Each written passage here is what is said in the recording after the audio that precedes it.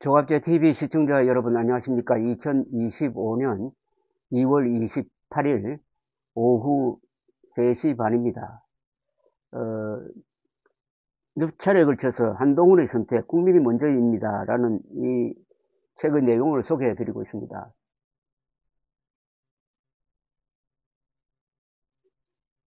이 책은 역사적 자료입니다.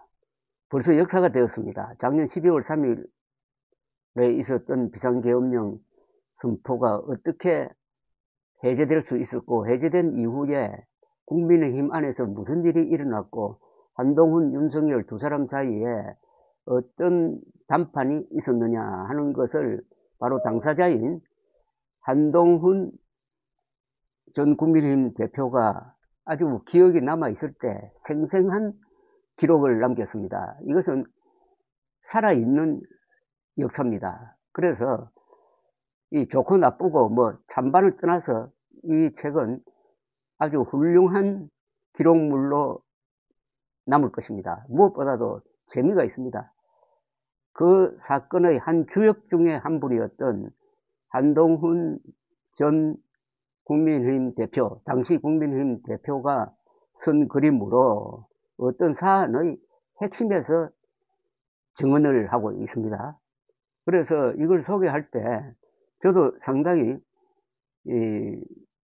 흥미롭게 하고 또 듣는 분들도 반응이 참 좋습니다. 이 시간을 따라가면서 상황을 설명하는 그런 글이 가장 읽기가 쉽습니다. 또 쓰기도 좋아요. 체감한 것을 글로 쓸 때 글이 잘 나옵니다. 아마 한동훈 대표도 이 책을 빨리 쓴 이유 중에 하나가 바로 자기의 이야기이기 때문에 그렇습니다. 뭐 머리를 굴려서 쓰는 글도 아니고, 내가 본회의장에 들어오고 꽤 오랜 시간이 지난 후 12월 4일 0시 55분경 이재명 민주당 대표도 본회의장에 왔다. 나중에 이 대표는 방송에서 체포당할 위험 때문에 국회 내 숲에서 은신하고 있다가 표결 직전에 본회의장으로 들어온 것이라고 말했다. 그러니까 한동훈 대표의 활약상이 돋보였던 것은 한동훈 대표가 계엄 선포 즉각 행동을 개시해가지고 가장 먼저 국회에 들어와서 국민의힘 국회의원들의 표결 동참을 이끌어낸 그 타이밍이죠. 행동이 가장 빨랐다는 겁니다. 이걸 보니까 0시 55분, 즉 계엄 해제 결의가 있기 직전에 이재명 대표가 모습을 드러냈다는 이야기입니다. 이보다는 한동훈 대표는 근 한 2시간 먼저 활동을 개시한 걸로 나옵니다. 이 대표가 우리 쪽으로 오는 것을 보고 본회의장에 있던 의원들이 대표님과 악수하는 그림을 만들려고 오는 것 같은데 자리를 피하는 게 낫지 않을까요? 라고 조언을 했다. 우리 당이 배출한 대통령의 계엄을 막는데 민주당과 합심하는 것처럼 보이면 지지자들 보기에 불편할 수도 있고 나중에 이렇게 악수하는 그림이 이간질 도구로 악용될 우려가 있다는 것이었다. 그럴 수 있겠네요. 그래도 인사를 일부러 피하는 건 졸렬해 보여요 라고 내가 말했다. 결국 나와 이재명 대표는 간단한 격려의 말을 건네며 악수했다. 계엄의 밤부터 당대표를 사퇴할 때까지 이 대표를 비롯해 민주당 의원들은 여러 차례 나와의 회담을 제의했다. 하지만 나는 예민한 상황에서 불필요한 오해를 불러일으킬 것 같아 응하지 않았다. 본회의장에 들어온 국회의원 수가 계엄 해제 요구 가결 정족수인 151명을 넘었지만 바로 표결이 이루어지진 못했다. 계엄이 국회로 통과조차 안 된 상태였고 결국 끝까지 계엄 통과는 되지 않았다. 국회 실무자들의 안건 준비에도 시간이 소요됐으며 표결 시스템 또한 오류가 있었다고 한다. 계엄은 선포를 하자마자 즉시 국회에 통과하도록 헌법에 적혀 있는데 이런 기초적인 사무마저 윤석열 대통령 측에서는 지키지 않았다는 이야기입니다. 본회의장 밖엔 계엄군이 도달해 있었다. 문 밖에서 계엄군들과 대치 중인 보좌진들로부터 긴박한 상황이 전해지고 있었다. 본회의장에 있던 사람들 모두 마음이 급했다. 그냥 빨리 합시다. 계엄군이 들어오면 끝장이다라는 고성이 난무했다. 나는 삼선 의원인 국민의힘 김성원 의원을 통해 우원식 국회의장에게 신속한 진행을 여러 차례 요청했다. 시스템 준비에 시간이 걸리면 수기로라도 투표하자는 말이 여야 모두에서 나왔다. 한지아 의원 등이 국민들이 들어오고 있어요. 의장님 빨리 표결해야 합니다라고 소리쳤다. 김성은 의원이 제가 다시 의장에게 가볼까요? 라고 물었고 나는 수기로라도 투표하자고 의장에게 다시 요청해 주세요 라고 재차 김 의원에게 요청했다. 밤 10시 30분에 계엄 선포 소식을 듣고 갑자기 모인 것이니 저녁 모임을 갖거나 술자리를 중간에 파하고 달려온 의원들도 꽤 있는 것 같았다. 그래서 그런지 여야 막론하고 얼굴빛이 붉은 의원들이 있었고 술 냄새도 났다. 하지만 다들 충격으로 많이 긴장해서인지 말이나 행동에서는 전혀 티가 나지 않았다. 밤 0시 49분 드디어 본회의가 개회되었다. 의원들 모두가 일순간 조용해졌다.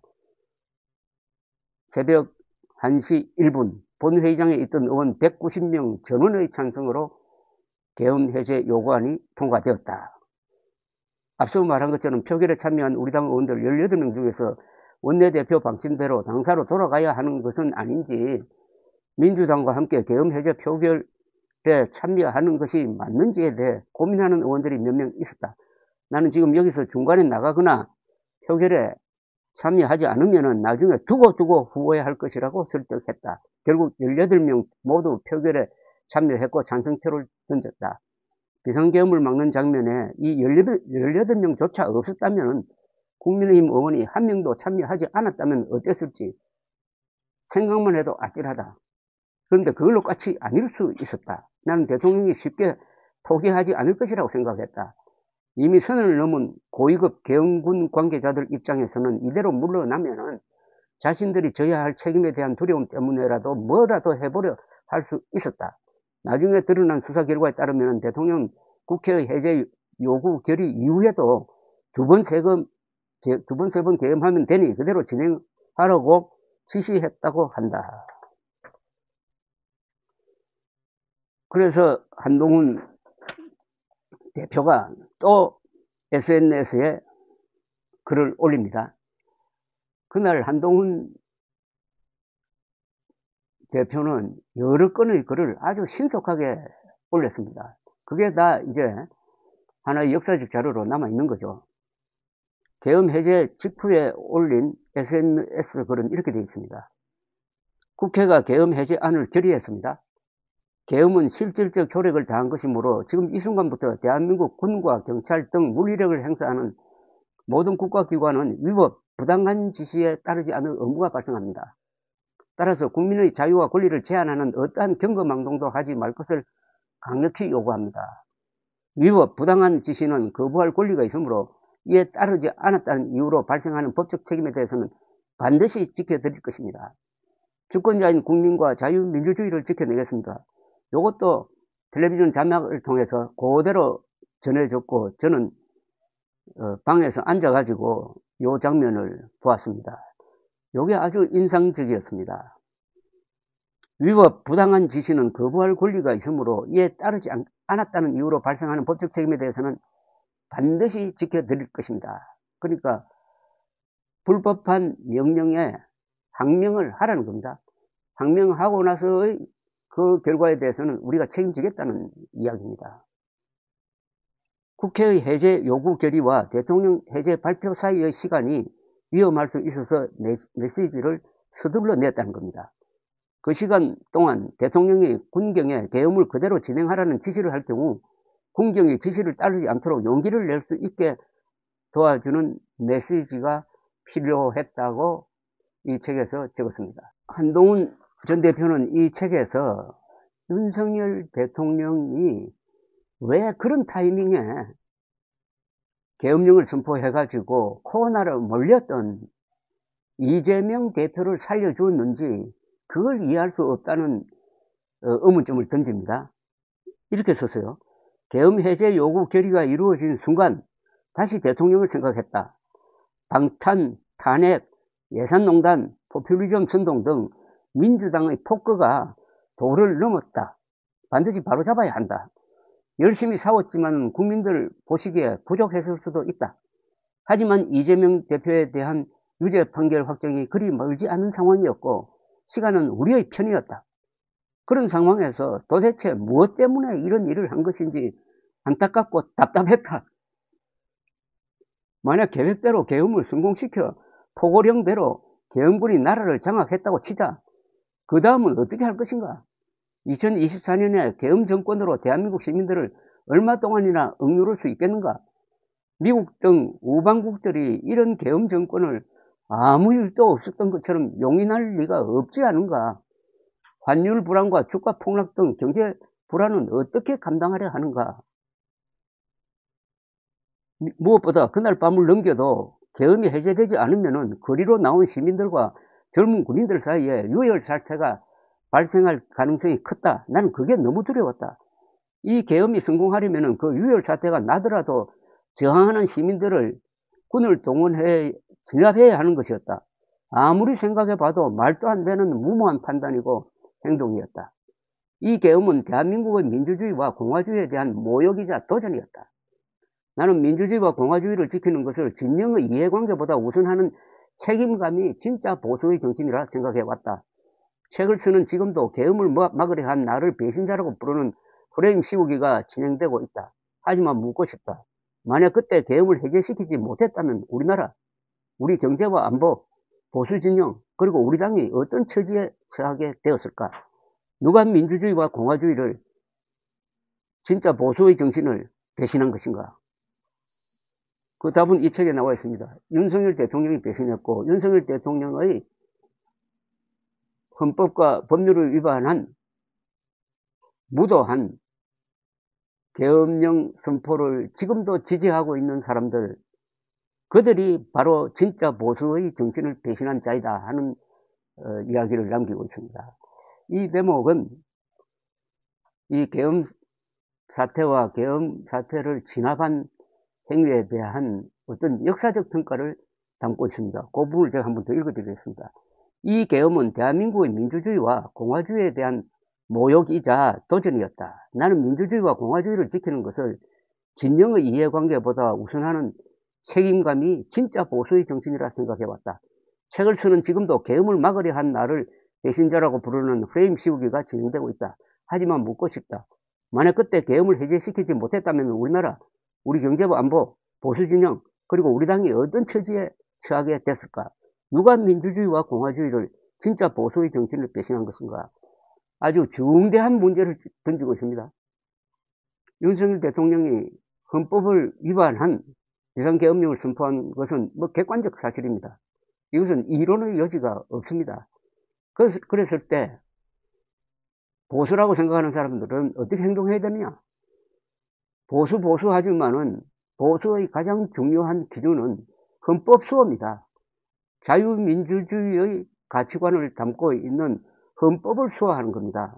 오로지 그 기준을 가지고 행동해야 되는데 이때 한동훈 대표는 서슴지 않고 거의 적극적으로 헌법을 기준으로 윤석열 대통령의 비상계엄 선포를 좌절시키기 위해서 행동했다는 겁니다. 그런 한동훈을 배신자라고 비판하는 사람은 어떤 종류의 사람들이냐? 그러면은 헌법 파괴를 방조하는 것이 보수 정신이라고 생각하는 사람들인가? 라는 중대한 질문을 던지고 있다는 이야기죠. 보수는 헌법 수호입니다. 그 헌법이 국민들의 뜻에 의해서 만들어진 반공 자유민주주의의 가치관을 담고 있는 헌법이므로 헌법에 도전하는 자는 헌법의 적이고 대한민국의 적이고 무엇보다도 보수의 적이다. 이런 이야기죠. 한동훈 대표의 12월 3일, 4일 행동에 대해서 역사가 아주 긍정적 평가를 내릴 수밖에 없는 것도 한동훈 대표는 헌법 정신에 충실했고 보수의 행동윤리에 충실했다는 것이 이 책을 통해서 증명이 되고 이걸 신속하게 또 책을 써가지고 자신의 역할을 널리 알리고 있는 것을 시작으로 해가지고 이번 조기 대선이 있다면은 뭐 있을 가능성이 높습니다만 국민의힘 경선 과정에 적극적으로 참여해가지고 자신의 소신을 밝히겠다. 그러면은 국민의힘 안에서 중요한 노선투쟁이 일어날 것임을 예고를 합니다. 누가 배신자냐? 누가 헌법의 배신자냐? 누가 보수의 배신자냐? 아주 이런 걸 가지고 의미 있는 토론 그리고 경쟁이 이루어진다면은 거기서 국민의힘이 한국의 보수가 다시 살아날 수 있는 활로를 발견할지도 모릅니다. 민주주의는 위기를 극복하는 힘이 있는데 그 힘은 어디서 나오냐 하면 그 문제를 공론화 시켜가지고 여러 사람들이 그 토론에 참여하다가 보면은 거기서 좋은 방향이 생기는 것입니다.